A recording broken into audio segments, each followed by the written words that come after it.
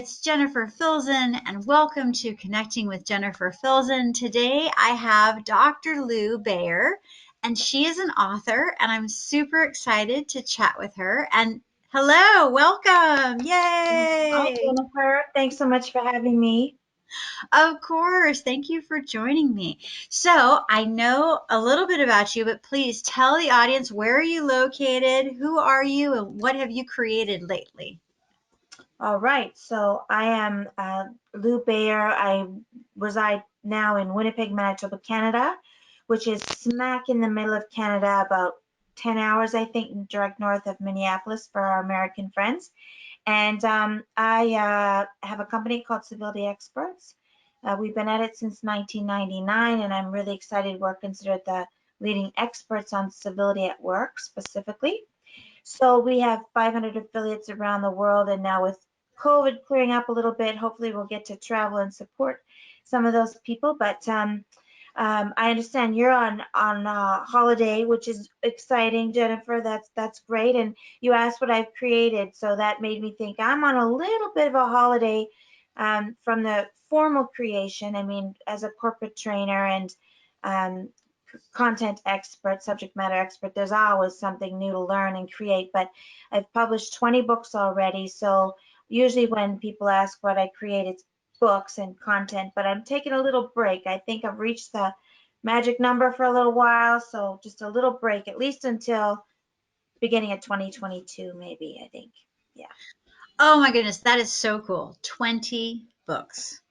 Yes. Yeah. Wow. Thank Okay. I'm dying to ask, how long does it typically take for you to write a book, and how frequently are you publishing? Are you publishing multiple times per year or once a year on average?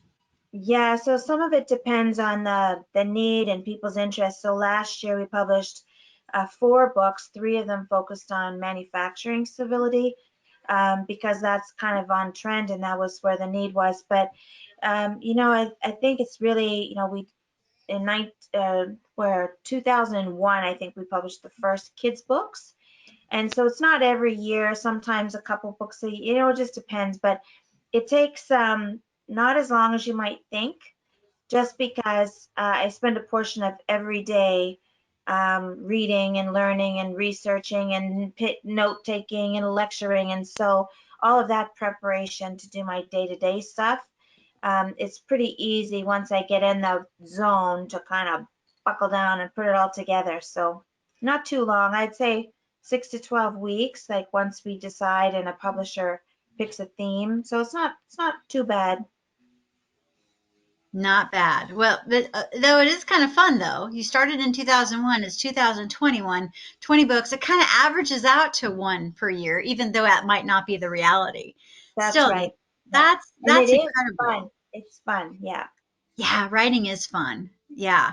I do so much writing for my marketing clients, and I've published 3 books, but yes, it's fun to write. And when I have the time to write a book, yeah, I know that I need to, before the end of the year, I have committed to taking one of my books and doing Audible.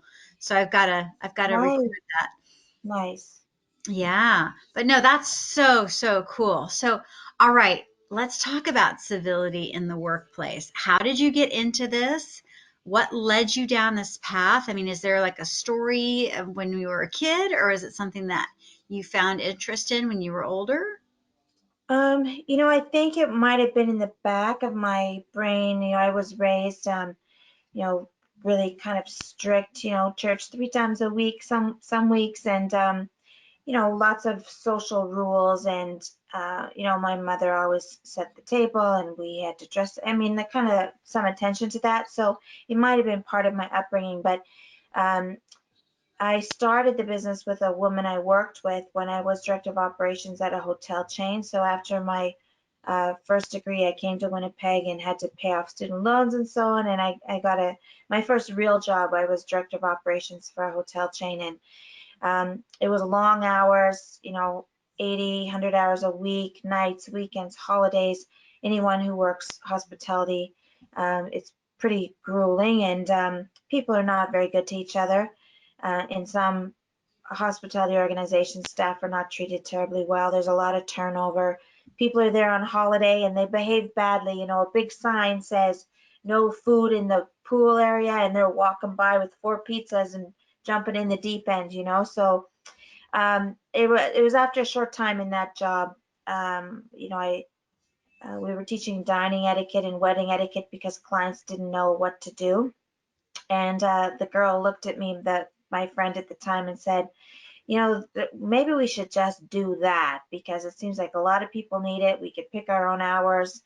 Let's start a business. So we went to the bank one day at lunch, came back at 4 o'clock with a small business loan that was we just the right timing for women in business. We just happened to be in the right place at the right time, started the business, quit our jobs that day, and it's been kind of its own big thing since then. Every year is new adventure, constantly a new topic. It's, yeah, never a dull moment. I never would have imagined that that's what would happen, but here I am.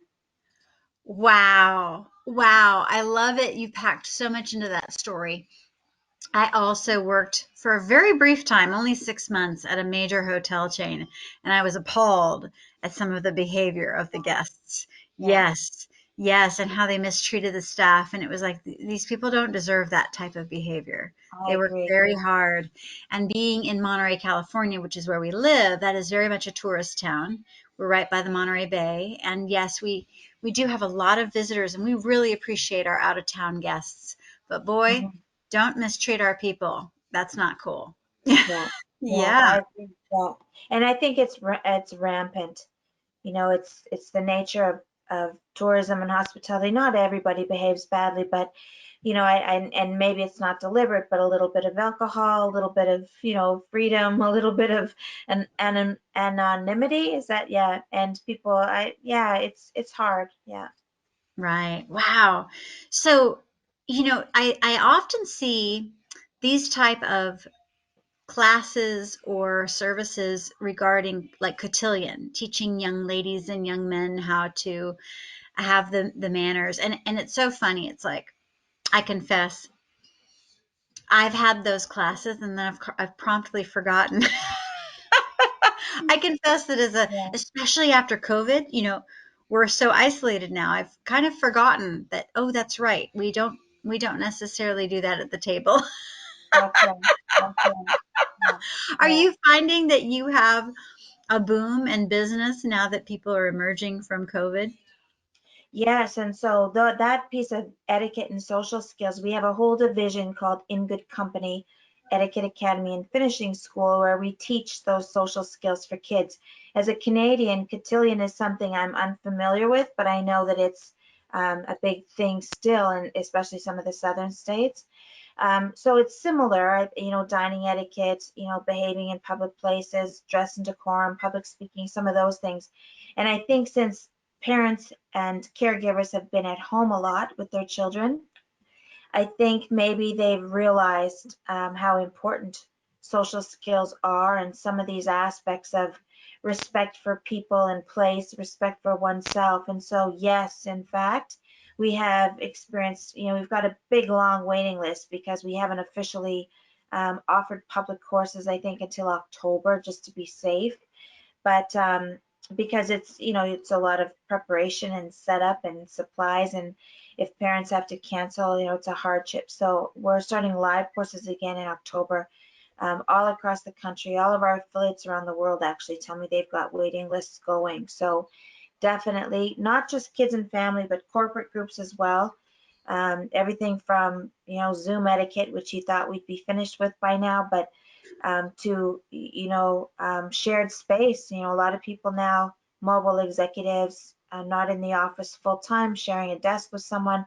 There's certain protocols and social nuances now. So that's a huge, big, yeah. It's a big thing. Yeah. Wow. That is amazing. Who knew that your business might be booming in a post-COVID world? Or it's so interesting. We have different variants of the disease now. So it's kind of like, ooh, I guess, and there are more things that I'm seeing that are like, well, it's never really going to go back to what we called normal. It's going to always be a little bit altered. So I have a feeling you're right. We're going to see a whole new trope of social niceties and norms that we didn't have to worry about pre-video conference mass adoption. And Hmm. then once again, once we, board planes, go visit other cities, visit people in person again, it is interesting. Just the idea of, oh, I get to hug people. Wait a minute. Am I allowed to hug people? That's right. the whole the whole Yep. etiquette of respecting people's boundaries and comfort zones. You're right. Hmm. Yes. And I was on a plane today and it was full for the first time in, 24 months. And people are a little tense and there's a little bit of pushback. And civility, as you may know, etiquette, social rules is about a third of civility. It also incorporates respectful communication. It's about, peace and reconciliation. It's about, civility is this big, huge thing. But that we would teach people how to communicate and interact. Like you said, all these new rules. Can you say to somebody, you can't come to my house for dinner unless you have a Vax card? Can I sit by you in church? Is the church allowed to shut the door on me if I don't have a Vax card? Am I allowed to even ask people? And what's the protocol for weddings and so on? I'll invite you, but you have to have a, like what is the protocol? And there's a lot of tension and mixed emotion about it. People on one side or the other. And I agree with you. I don't think it's going anywhere. I think these are issues that the next, 2 to 5 years are going to be kind of norm and maybe even more complex, right? Wow. Yeah. Wow. You're absolutely right. You're hitting some nails on the head. Oh my gosh. So my husband and I, prior to COVID, we taught dance classes, West Coast Swing, for 10 years. And Fun. and and though the West Coast Swing Dance Company still exists in theory, we have not taught dance since March of 2020. Yes. Wow. And we don't plan on coming back anytime soon because things haven't fully opened and there are still so many liabilities, so many question marks. And you're absolutely right. I personally, as the promoter and dance instructor, I don't want to be responsible for someone getting ill because of something that I put together. Right. So you're right. Like for example, when you have a business function and you want to have a meetup in person, how Mm, do you politely, without offending anyone and being warm and inclusive, but yet establishing the boundaries? How do you say, we'd love to see you at this event. However, out of respect for everyone, please be sure to, I mean, right. is that enough? Or does that, what are the protocols anymore? Yeah, and how do you enforce it? Can people forge cards? I see that's an issue already. I see about people just using other people's QR code, and there's an issue there, right? And then what happens next if we legislate all that? Yes, you can require it and enforce it. Then what's the next question? Have you had a drink today? And prove me a negative blood test, or how to, where does it all go, right? Because this is a seems a simple issue, but it sets a precedent, right, for privacy and so on. It's going to be a little bit messy, I think. Wow. All the more reason to work with you and to read your 20 books about civility. Mm, Wow. Wow. So I'm curious though, you told us the history of how you got into it, but often as entrepreneurs, as creatives, we have a why. Why do you do what you do? Like, why do you bother to get out of bed every day to go do this thing? Sometimes that thing is hard and mhm. not everyone always appreciates it. And then you might feel beat up at the end Right, of the day. right. But Yeah. for whatever reason, we have that why. Mhm. For example, in marketing, I have discovered that I have two whys. The first one is I know that I want to make the world a better place through the marketing talents that I provide, and I want to create a ripple effect of joy because when I do what I do best, I cheerlead the people that I represent, and then they do what they do best. They use their talents, and then they make the world a better place for their clients, and so on and so forth.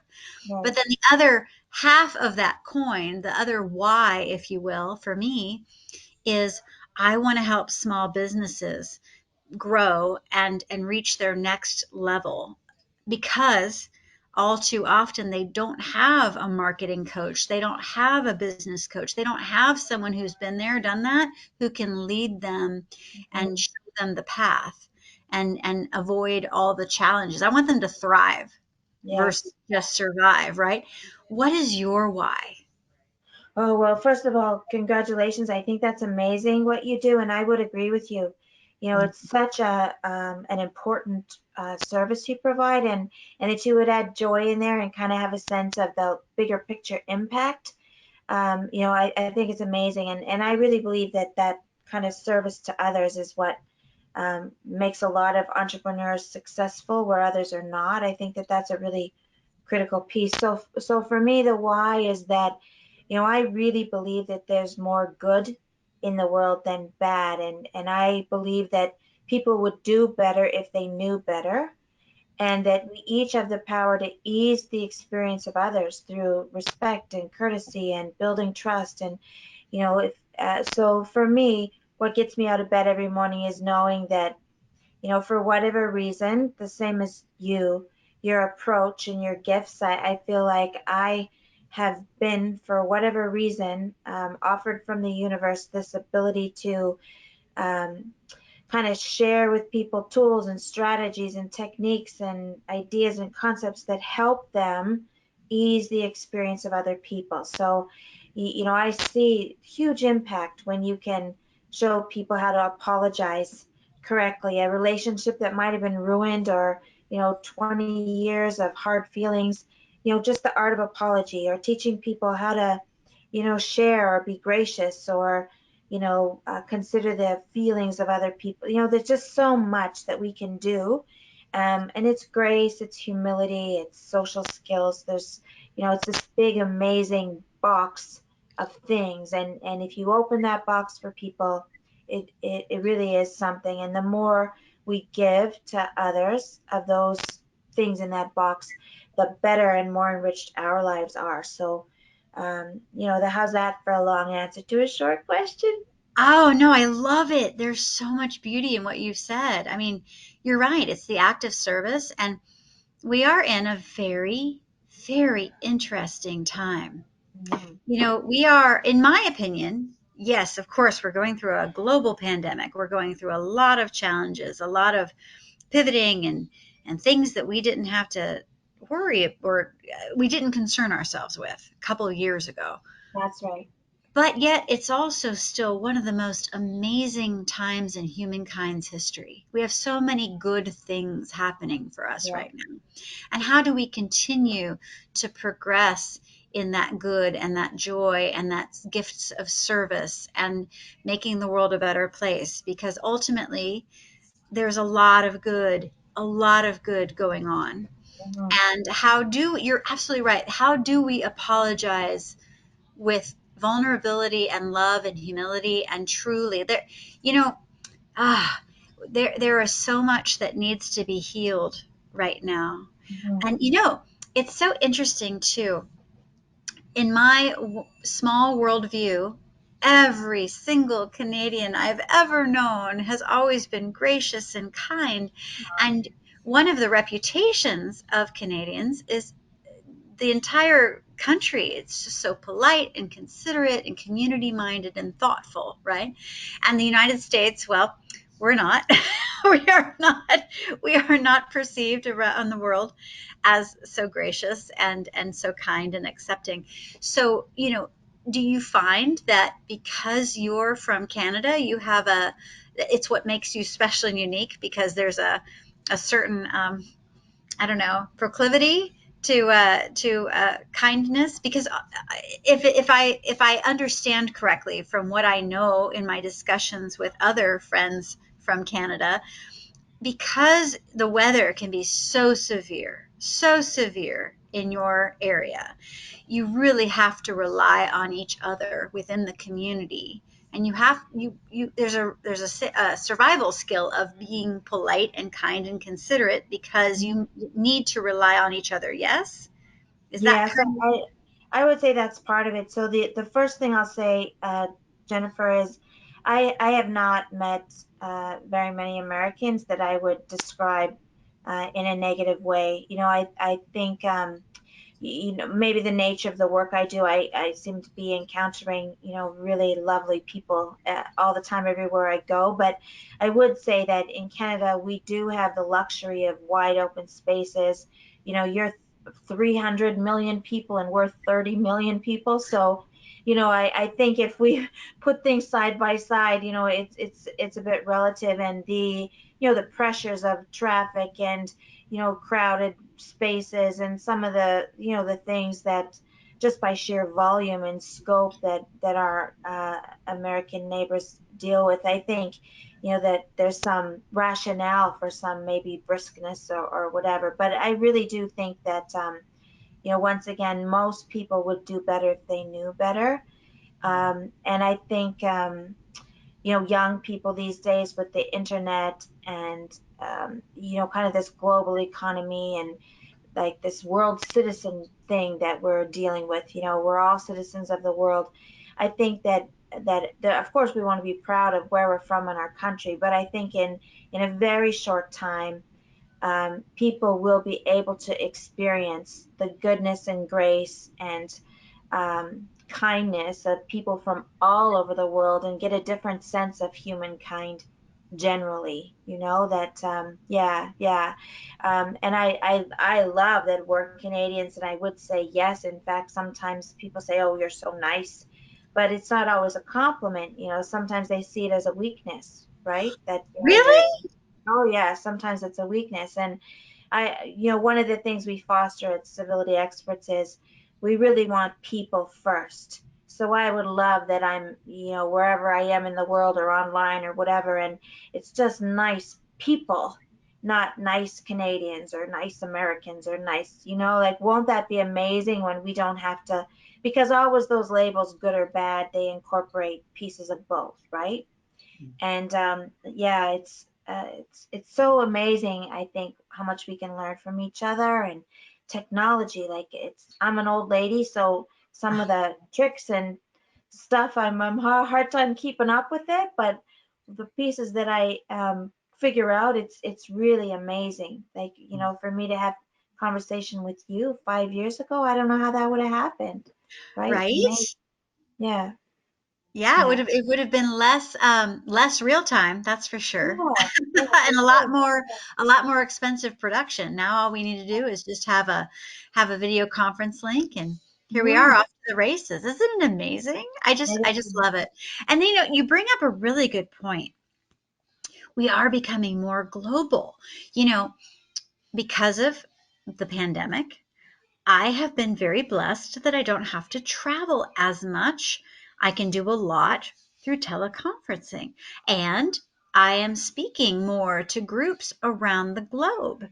And Mhm. so when we enter a workspace or a speaking engagement situation where we are dealing with different cultures, what are some key tips that we might use to make sure that we are gracious and not offensive when we are interviewing and speaking to different countries and different groups? Well, I think in some ways Zoom makes it easier because there's not that awkward moment of should I shake hands or should I bow? Should I make eye contact or not? So in some ways it's better, it's easier. But though of course we always recommend an introduction at least, exchange names.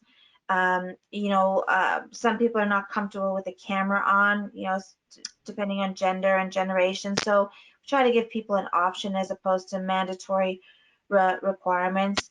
We try to be respectful of, our dress and demeanor. So, at least not come to Zoom in our pajamas and our, bed head, wash our face, clean up a little bit. The same way you'd respect somebody in person, being on time.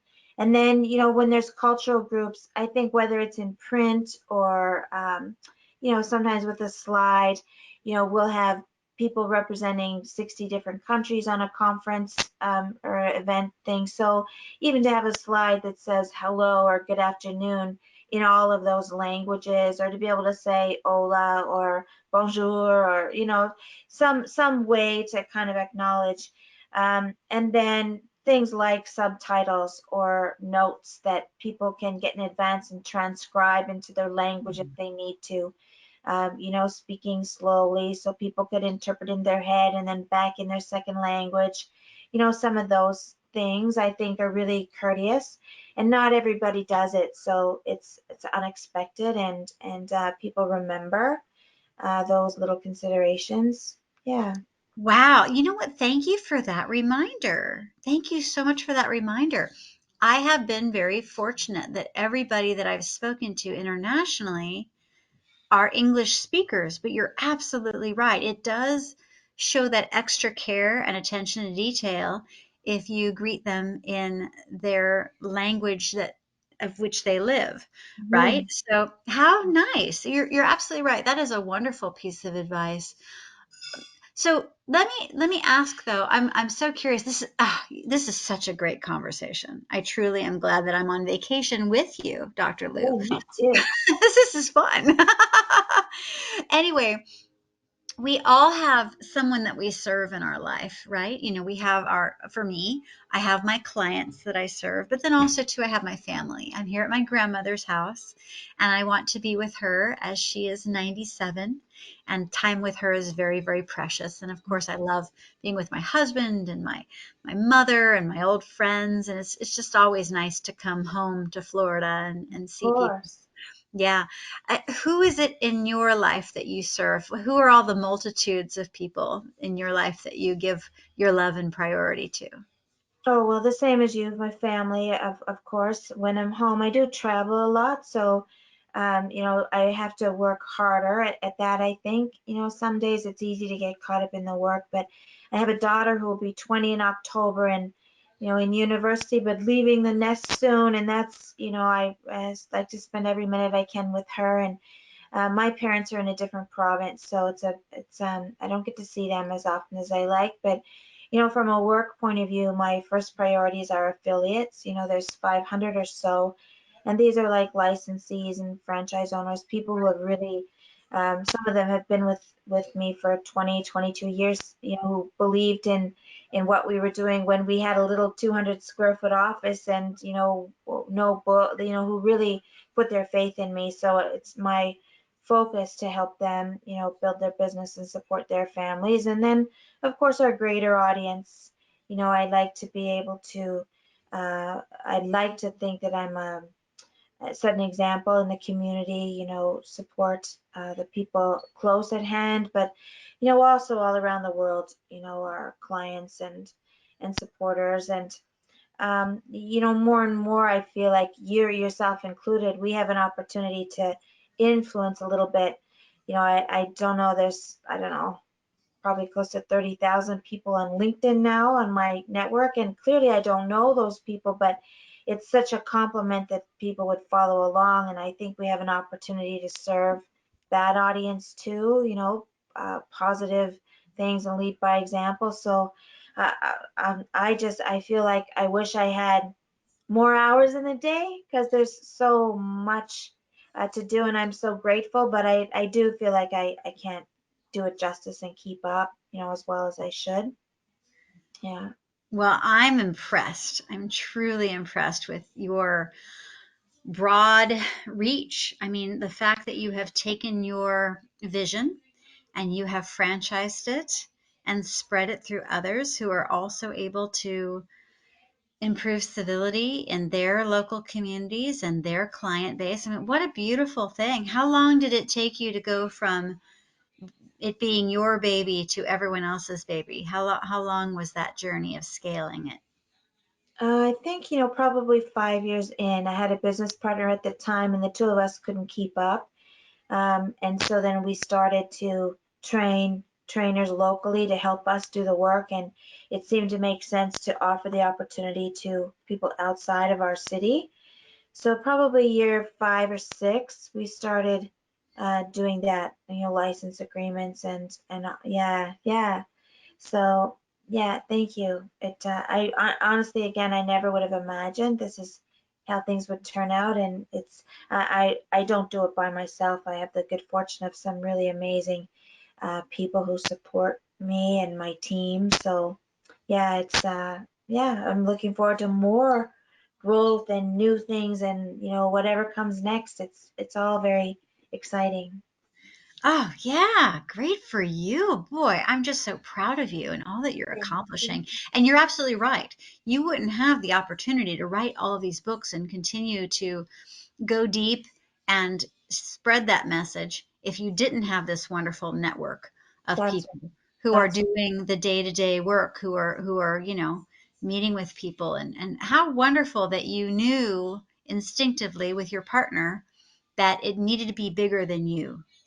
Oh And yes, yeah, and she was amazing. She's not in the business anymore. She does other work now, and I bought out her portion of the company. But it's it's same thing. You just don't know what's gonna happen and where things are gonna go, and you just have to have faith and kind of, I don't know. I've relied so often in the early years on the kindness of strangers and had a lot of good mentorship and supports along the way too. So it's been fun and exhausting and nutty at times and amazing. And I hope that I can do this work for, I'm 55 in October, but I really am hoping that I can do this work for 20 or 30 more years. Like, why not, right? I have a feeling you are just starting to hit your stride and that you'll Thank be you'll be sharing a lot more with us. How exciting. Truly, truly you. exciting. So there's so much advice you can give us, but I'm curious, for the average person, for the entrepreneur who wants to have a really good work culture, and for anyone just struggling in today's world filled with conflict, what kind of advice do you have to share? I mean, I can only imagine how awesome the company culture is for you because you're specializing in civility. I can imagine how awesome Mhm. that is, that everyone is really kind. But what advice do you have in order to keep the peace and to keep things moving forward rather than being stagnant and coming to a frustrating head, if you will? Mhm. Well, for individuals and entrepreneurs, I would say be deliberate about shutting out the noise some of the time. So some of the best advice I got in early years was, be in the quiet, Lou, and go with your instinct, trust your gut, and talk to a couple of trusted advisors, but don't pull everybody. Don't search what every competitor's doing. Don't, spend hours reading every book that everybody else wrote on the topic. You have to at some point be true to yourself and trust yourself and shut the television off so that the bad news doesn't shift your heart and mind, right? Just shut out the noise for a while. That's what I would tell the individuals. And then for workplaces, I would say you have to be deliberate about choosing civility as a core value. And I think a lot of the times people don't do that, because when you do that, you have to acknowledge that respect isn't something people should have to earn. Respect is something we're all deserving of because we're human and on the planet. So you treat people well, you treat people fairly. Women and men with the same competency get paid the same. Old people, young people, you treat people well and be equal and fair, right? That's respect. People have to earn your trust. So if they don't perform, that's a different story. If they, right? So and then I think you just invite people to choose civility too. If you expect and anticipate people will be their best self, what I find is many people will accept that invitation. They want to be better.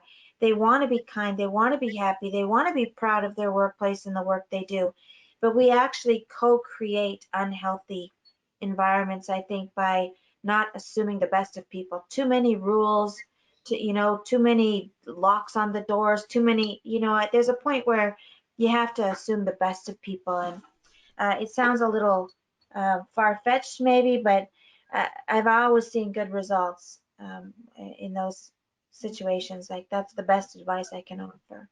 That is so wonderful, truly. And you're right. When you expect that they are going to rise up and be awesome, then you get what you think of, right? Thoughts become things.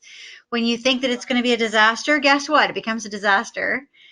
But when you give them the benefit of the doubt, people really do rise to the occasion, don't they? That's Yeah. right. Yeah, young, old, it doesn't matter, right? And I think we put barriers, through our expectations and don't even realize the consequence of that. Yeah. Wow. Oh, such great, great advice. Okay, we all have to know how to find you, how to get in touch with you, how to buy all 20 books, and then some. Mhm. Please share with us all the different ways we can reach you. Thank you. So you should be able to Google Lew, Lew, and then Bayer, like the aspirin. I have a site, civilityexperts.com. All the books are on Amazon, so the same thing. Just type in Lew Bayer. It's short for Lewena, Lewena. There we have I think 50 sites, so different product sites. If you just Google my name, LinkedIn, I'm Dr. Lew Bayer. I'm happy to connect. Thank you so much, Jennifer. I appreciate it. Oh, thank you. Thank you. And so, do you have a website? Yes, civilityexperts.com. Okay, civility-experts.com. All together, no dashes, no Yeah, dots. Okay, all got lowercase. Yeah. all lowercase. I tell you what, I have so enjoyed you. Thank you for being part of my vacation. And I Thank hope you. that the thunderstorms and weather in your area clear up for beautiful skies and perfect weather for you soon. But truly, truly, I'm so happy we connected. And everybody who's watching, thank you so much for spending time with us. It's summer. I know that everyone wants to go and enjoy the last bits of summer before school starts. In fact, school's starting in a lot of communities like this week. But I thank you for being with us, and we truly value your time. And I hope you got a lot out of this conversation with Dr. Lew Bayer. I know I'm going to run out and get some books of hers and spread the joy of civility in the workplace and in just anywhere, right? Because we all deserve that respect. And that's just super cool. Oh, yay. All right. And I'll also look for you on LinkedIn. That's super cool. Good. All Thank right. you so much. And Thank, safe travels. thank you so Happy very much. All holidays. right. Have a wonderful day. See you later. Thank you. Bye. Bye.